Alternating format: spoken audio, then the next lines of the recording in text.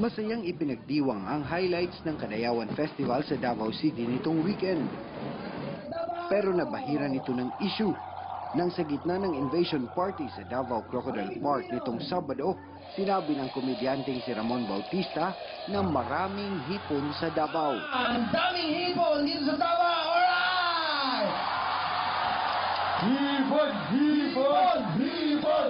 Sa kaswal na usapan, hipon ang tawag sa mga babaeng may magandang katawan pero di masyadong kaaya-aya ang itsura.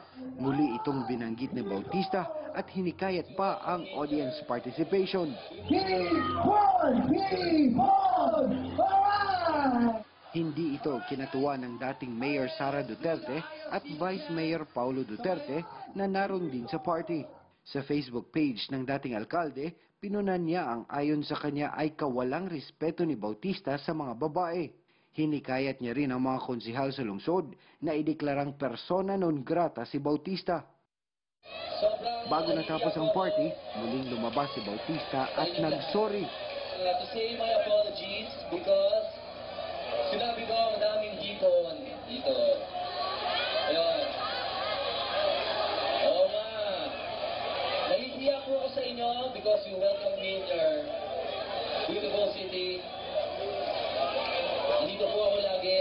Kapansin-pansin din na nasa stage si Vice Mayor Duterte. Sa kanyang official Facebook page, inamin ni Vice Mayor Duterte na agad niyang kinausap si Bautista nang marinig ang hindi magandang biro. Pinagsabihan niya itong magsorry sa publiko at igalang ang mga babae anuman ang estado sa buhay. Sa